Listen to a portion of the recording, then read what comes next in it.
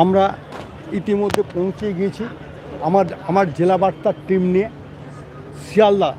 সেই শিয়ালদা যে শিয়ালদাতে প্রতি বছর ট্রেন্ড হয় শিয়ালদা প্ল্যাটফর্মের নিচে। এবারের উন্মাদনা তৃণমূল কংগ্রেসের কিন্তু অন্যরকম প্রতিবারের তুলনায়।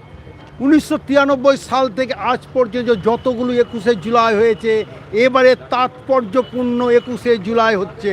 আপনারা ইতিমধ্যে জেনে গেছেন লোকসভা যে ইলেকশনটা হয়ে গেল, সেই ইলেকশনে সবুজের ঝড় উঠেছে বাংলায়। সেই ইলেকশনে বিশেষ করে মুর্শিদাবাদ থেকে প্রচুর অনুগামীরা আসছে কাতারে কাতারে।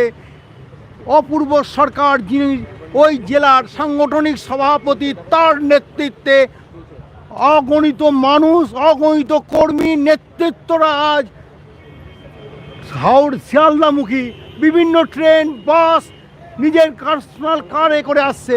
আমরা দেখেছি ইতিমধ্যে পৌঁছে গেছে মাধ্যমিক শিক্ষক এক সংগঠন, তারা কিন্তু পৌঁছে গেছে। তৃণমূল মাধ্যমিক শিক্ষক সংগঠন পৌঁছে গেছে 21শে জুলাই তাদের 31তম শহীদ তর্পণে।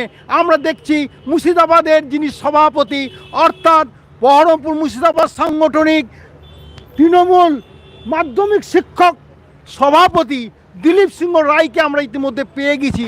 তার কাছে জেনে নেব তাদের এবারের কত পরিমাণ শিক্ষক আসবে, কারণ তাদের কাছে অন্য জেলাগুলো তাকিয়ে আছে। তাদের এবার কত লোক আসবে? আপনাদের লোক না শিক্ষক কোনটা বলছে? শিক্ষক কত আসবে? আমি বলি, এবারের শিক্ষকদের অংশগ্রহণটা গত 16ই মার্চ থেকে শুরু হয়েছে। আমাদের তৃণমূল শিক্ষা সেলের চেয়ারম্যান, আমাদের